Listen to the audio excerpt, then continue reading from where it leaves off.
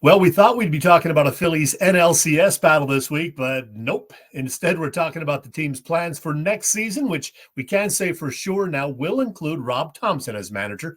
Let's talk all things Phillies with one of my favorite WIP personalities. You know him also from the High Hopes podcast. He co-hosts with James Seltzer.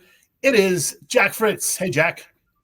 Jack, good to see you, buddy. And we were commiserating on Sunday, but man, I'm still kind of surprised we're here. I guess I've gotten so used to every single postseason just being like, yeah, I got at least until October 20th before I have to worry about, having other plans besides just the Phillies. But here we are, and we got a big old offseason to talk about.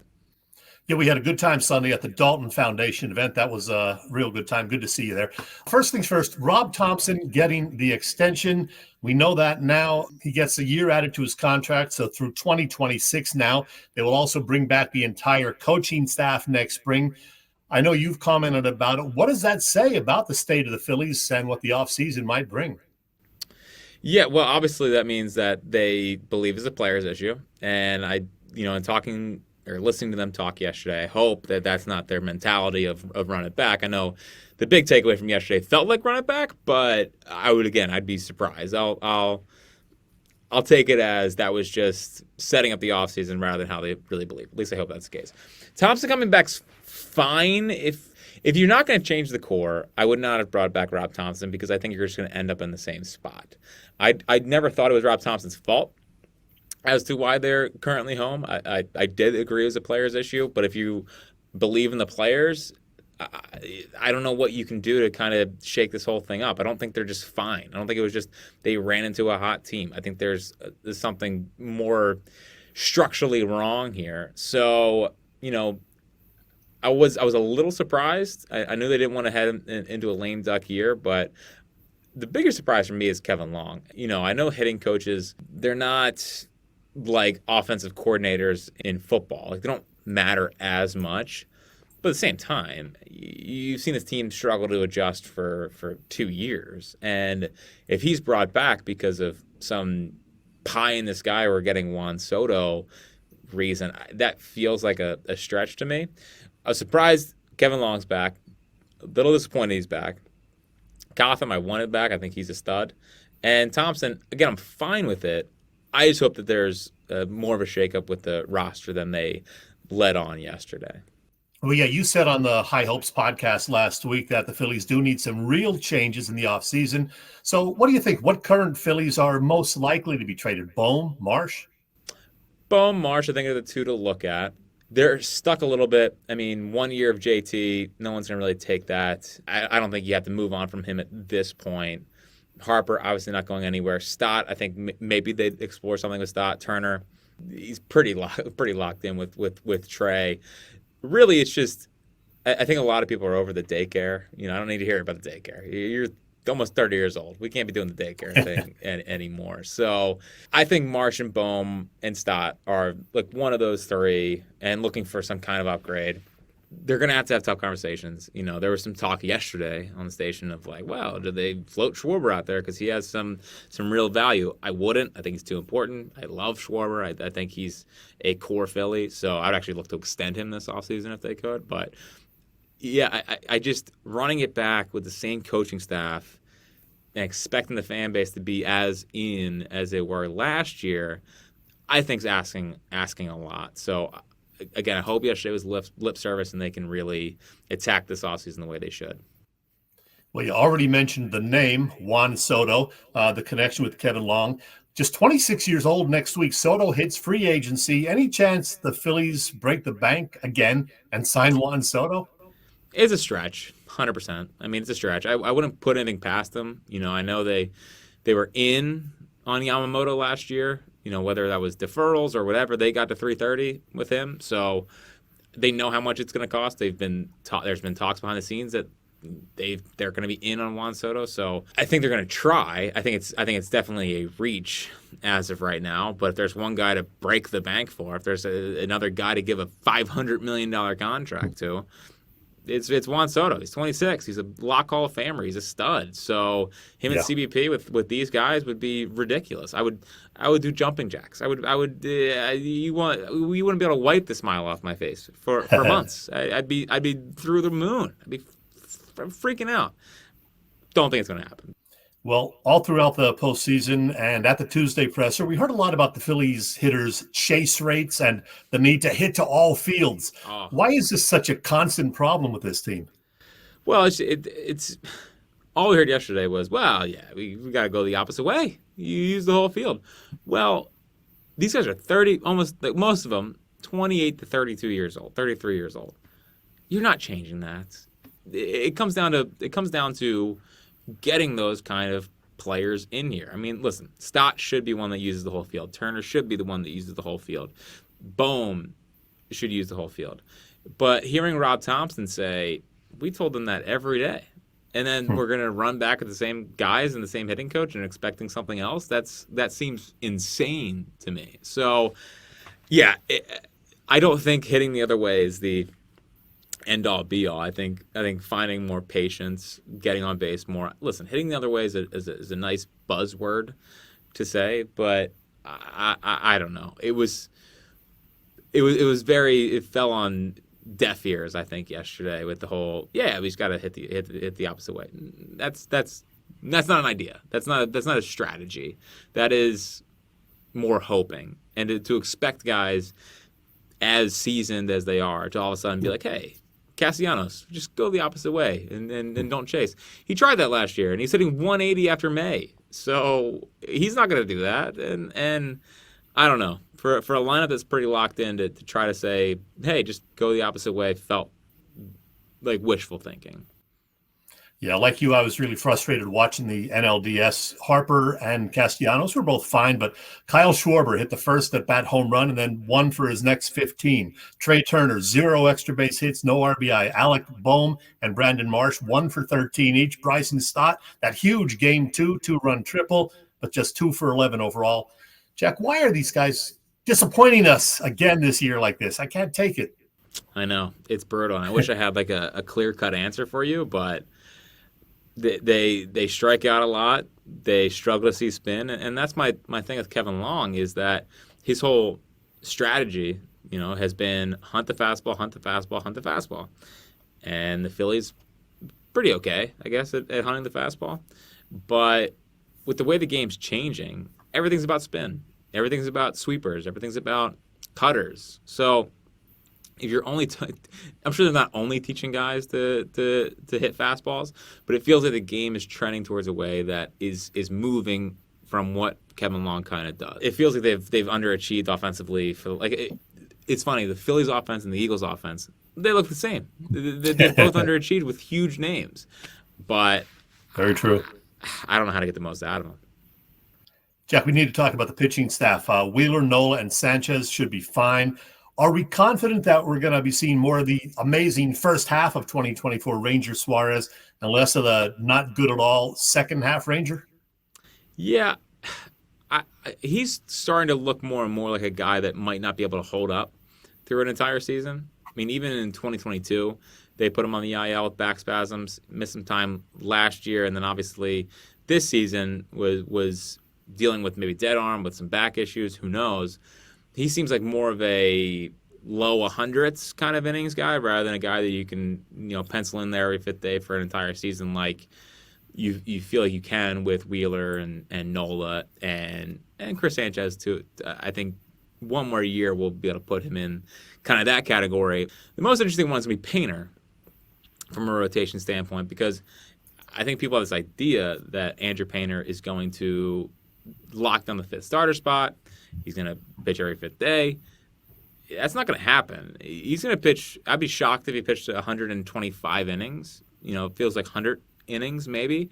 So to bank on that, they're going to have to manage his innings and they're going to have to sign another guy because, God forbid, we don't want to put Taiwan back out there.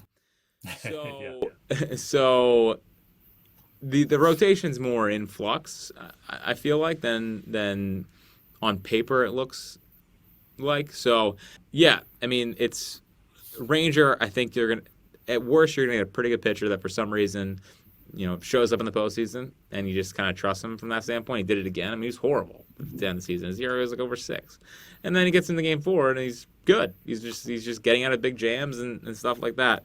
And then Painter's the wild card, but again, to bank on him to pitch a ton of innings, I think is faulty logic. So they're going to need to sign someone. There's some rumors at the deadline of Garrett Crochet. Mm-hmm. Bob Nightingale said a couple weeks ago that they want to re-explore that. That's going to cost you both prospects and capital because he wants a new contract. But the rotation is one to monitor. I'm excited about Painter, but it's more about 2026 than I think it is more about 2025 for Andrew Painter. But the bullpen was pretty good most of the season. Dreadful in the NLDS. What the hell happened, and are there any major changes expected next season in the pen? Do they bring back Estevez?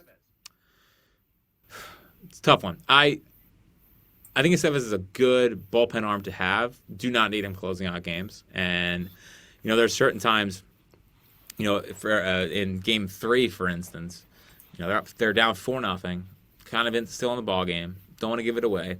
They need a strikeout to get out of the 1 inning, and they went to Jose Ruiz over Carlos Estevez because I think they trust Jose Ruiz to be able to get a strikeout more than they would Estevez. So, again, good pitcher. Don't want to overpay for him. Hoffman's the one I got to bring back. I know people are down on Hoffman. I think Hoffman's fantastic. He was brutal in the Mets series, no doubt about it. But Jeff Hoffman's a really, really good pitcher and has some dynamite stuff. So Hoffman, yes. Estevez, I lean no, but that doesn't mean you can't not go sign someone. Or if you want to get, I think they're going to be in the Devin Williams sweepstakes. He's got 1 year left. They don't want to pay him. Go get Devin Williams as kind of your closer and let everyone kind of settle into a role after that. Of all the things that happened, the bullpen's the one that surprised me the most because Strahm, I trusted.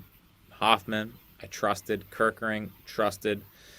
And they just let him down. I mean, they just they completely collapsed. None of them you felt good about.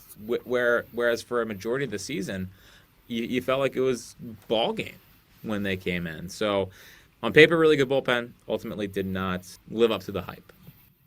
Going to be an interesting offseason for sure. Hey, Jack, you have a reputation of being pretty hard on the Eagles and the starting quarterback. How you feeling now about Jalen Hurts, Nick Sirianni, and company heading into a Week 7 matchup against the Giants up at MetLife? Yeah, it's funny. Being labeled an Eagles hater, I don't know what you want me to do. I kind of tell you what I see and what I believe in, and I've never really been the biggest Jalen guy. Again, I think he's fine. I think he's a middle-of-the-road quarterback. But, special, I don't see. Nick Sirianni, I never really believed in, and, we'll see what happens here. I mean, that's the biggest worry about bringing Rob Thompson back is what's playing out with Sirianni, where it's every week, is this guy's job on the line? Is this guy's job on the line? That could be coming too with what's going on with the Phillies, and if they'd run it back with the same team. So, yeah, I mean, they're just an average football team. I mean, I think people are, there's a lot of vitriol towards them because people had ideas that this was a Super Bowl team. If you can just lower the expectations towards, hey, I hope we make the playoffs, maybe we'll feel better. They're just not that good, and it stinks. It feels like a wasted season, but they're just not. They're just not. So you love some of the young kids. I love Quinyon Mitchell. Cooper DeJean had a good game on Sunday.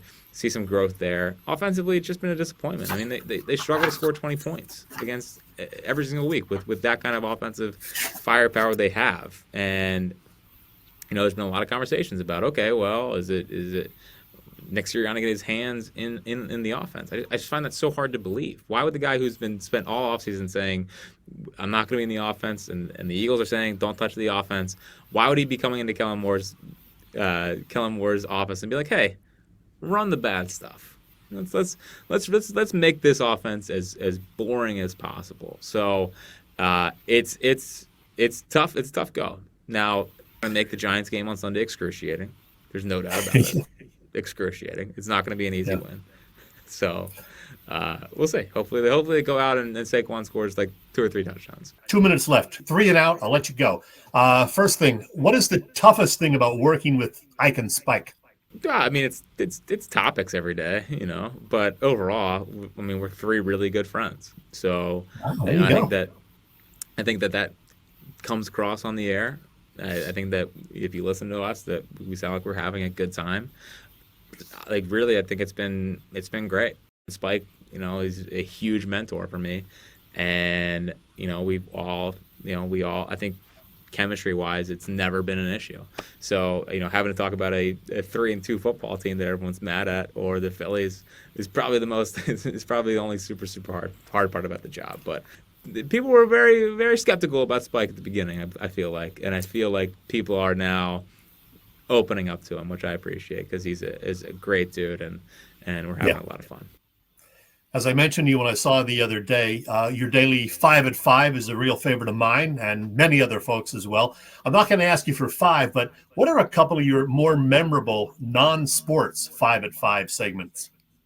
There's been I don't know. There's the ones that I find so dumb that they're funny are some of my favorites. I did most athletic animals at one point, and because this is going to sound again like dumb, but I'm amazed by squirrels. I think squirrels are ridiculous in their athleticism. They can do everything. They're quick, they have agility, they're strong. So the dumber ones, like I did top 5 flowers, and I don't know anything about flowers, and it was I remember as that. dumb as it could get. So yeah, trying to think of something every day is certainly something. It's kind of like being a stand-up comedian in a way. Like, how could I make them laugh? Those are the ones that people like, are the ones that are dumb and funny. So that's a challenge, but people really like it, and I'm glad people like it. Last thing, Jack, you and your wife have an 18-month-old son, Walker, presumably not named after Taiwan, and you got a second baby on the way. What can you tell us about baby number 2? Well, it's a boy, so that's going to be awesome. The Fritz boys. I think we figured out a name the other day that I think we're both on, but we can't reveal that publicly. But Coming in January, right? Early January. So Jill's feeling great, which is awesome because first trimester was not the best, and everything's healthy, everything's moving in the right direction, and I sort of can't believe I'm going to be a father of 2. But it's being a dad, I was always excited for it, and it's been way better than I thought. Even awesome for how excited I was. So Walker's the best thing in the world. So I'm looking forward to baby number 2 and being not as tired as James Seltzer, who loves to tell people how tired he is, but look forward to going through the daily grind. Catch this guy afternoons on the afternoon show on WIP, Ike, Spike, and Fritz, and on the High Hopes podcast as well. Always great to have you on, Jack. We'll do it again next spring, hopefully, when presumably we're all going to have high hopes once again. As long as they don't run it back. We should be okay. If they run it back, I don't know. It could get dicey.